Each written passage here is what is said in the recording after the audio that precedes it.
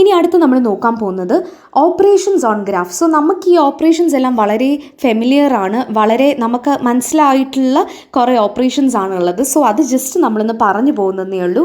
So the first operation on graph is union.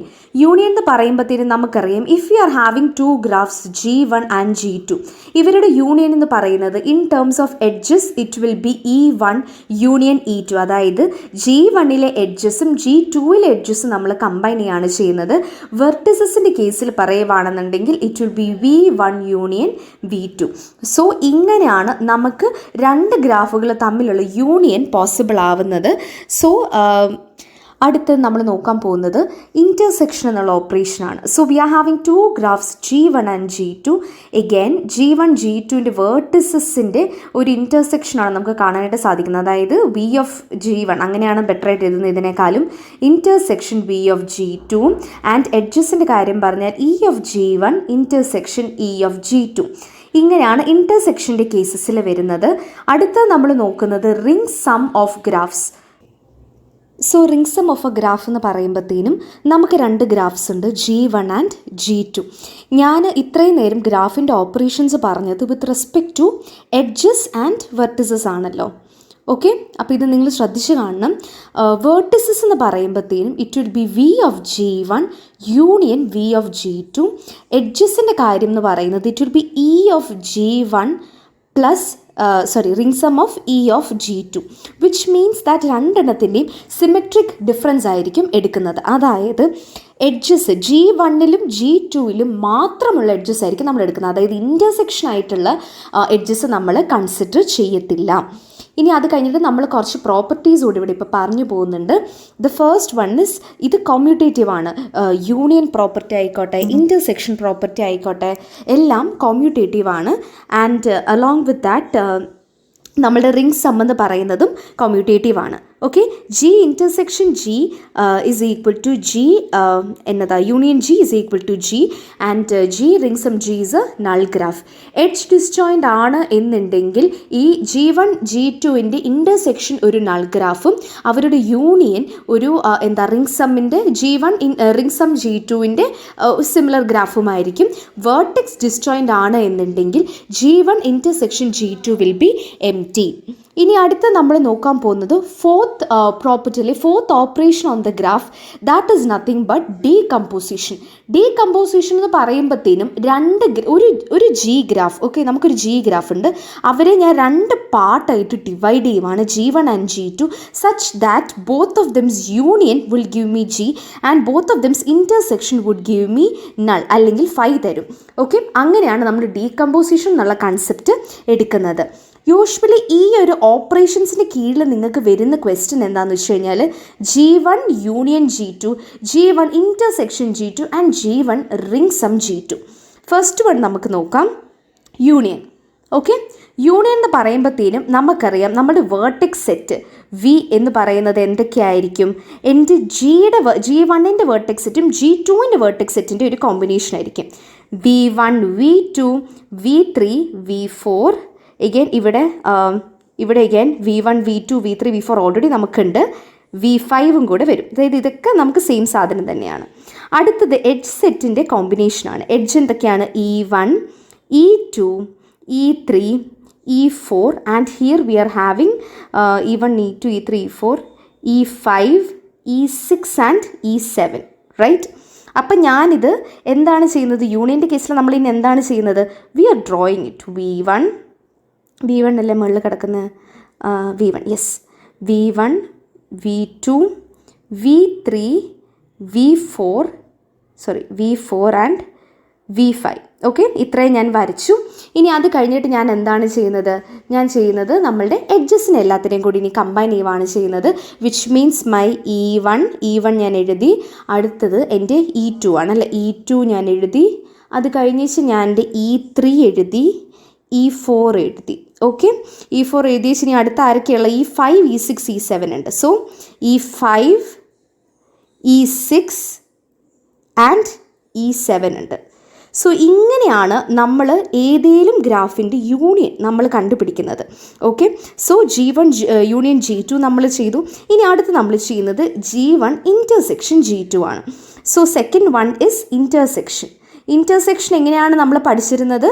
നമ്മളുടെ edges എന്ന് പറയുന്നത് എന്തൊക്കെയായിരിക്കും? ഇൻ്റർസെക്ഷൻ എന്ന് പറയുമ്പോൾ എന്താണ്? സെയിം എഡ്ജസ് വരുന്നത്.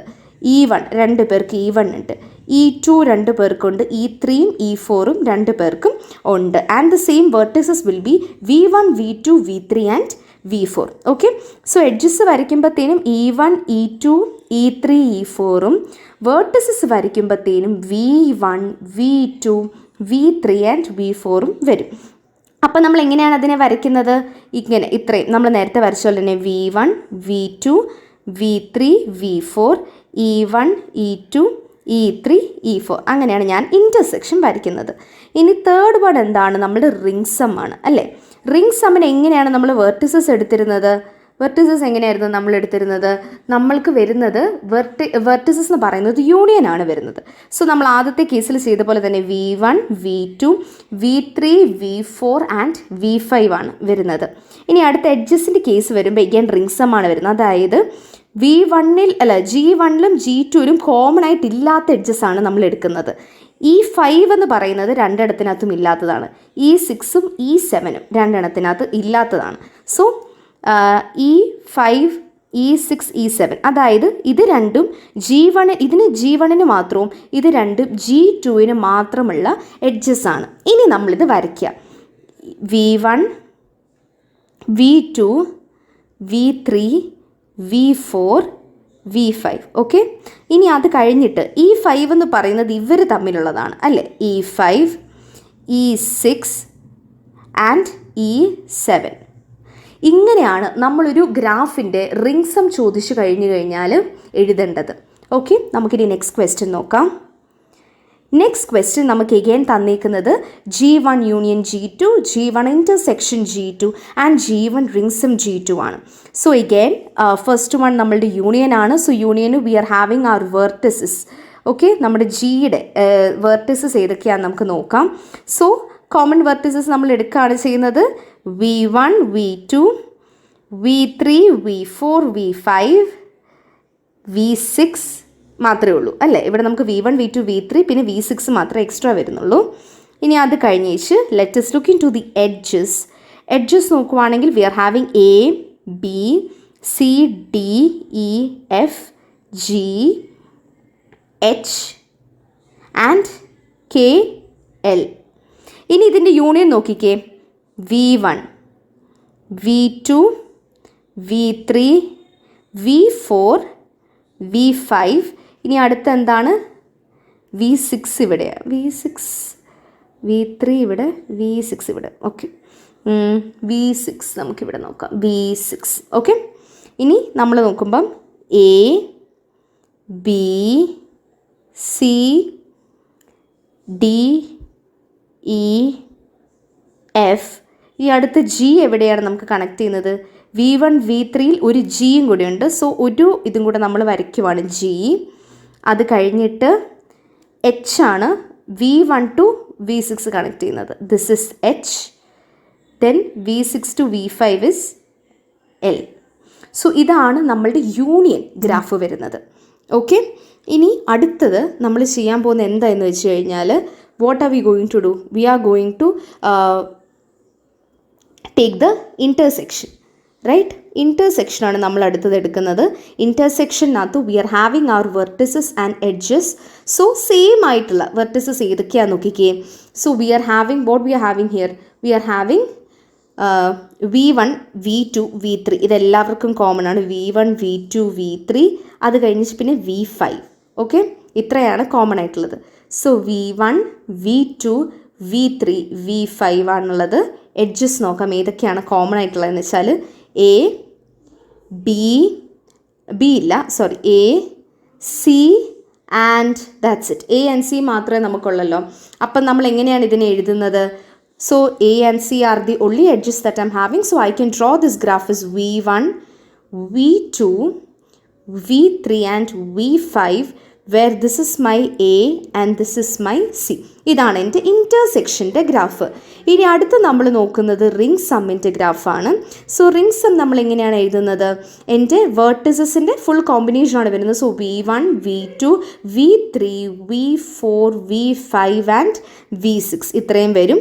ബട്ട് മൈ എഡ്ജസ് എന്ന് പറയുന്നത് കോമൺ അല്ലാത്ത എഡ്ജസ് എല്ലാം കൂടെയാണ് ഞാൻ വരുന്നത്. അതായത് ഇവിടെ നോക്കുമ്പോഴത്തേന് നിങ്ങൾ നോക്കിക്കേ, B ഇല്ല, D, E, F ഇല്ല, G, H, K, L ഇല്ല. Okay, so B, D, E, Fഉം G, H, K, Lഉം.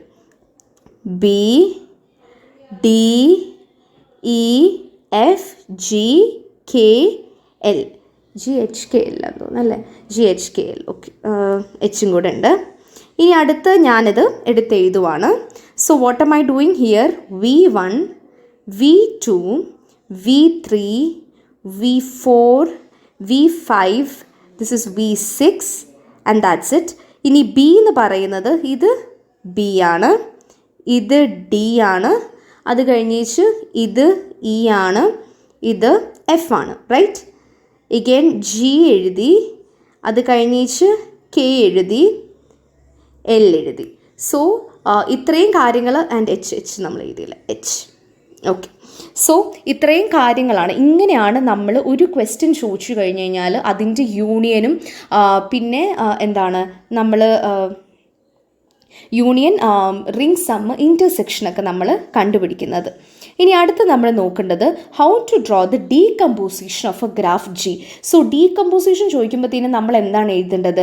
നമ്മൾക്ക് ആ ഒരു ഗ്രാഫിനെ എങ്ങനെയാണ് ബ്രേക്ക് ഡൗൺ ചെയ്യാൻ പറ്റുന്നത് എന്നുള്ളതാണ്. ഡീകമ്പോസിഷന് നമുക്ക് 2 റൂൾസ് ആണുള്ളത്. അതായത് if you are decomposing that graph to G1 and G2, അവരുടെ intersection must give me G and അവരുടെ intersection must give me null, right? അപ്പം നമുക്ക് പല രീതിക്ക് ഈ ഒരു ഗ്രാഫിനെ ഡിവൈഡ് ചെയ്യാം. So one way is this, V1, V2, V6, E1, E7 and I can draw the other set. ഈ ഒരു മൊത്തം സെറ്റ് എനിക്ക് വരയ്ക്കാം. So again it is V1, V2, V3, V4, V5, V6, E2, E3, E4, E5, E6 and E8, right? ഇതെന്ന് പറയുന്നത് ഡീകമ്പോസിഷൻ്റെ ഒരു എക്സാമ്പിളാണ്. ഇത് മാത്രമേ നിങ്ങൾ ചെയ്യാവൂ എന്നൊന്നുമില്ല. You are free to do however you want. പക്ഷേ മേക്ക് ഷുവർ ദാറ്റ് നമ്മളുടെ ഈ ഒരു ഇനീഷ്യൽ 2 കണ്ടീഷൻസ് സാറ്റിസ്ഫൈ ചെയ്തു എന്നുള്ളത്.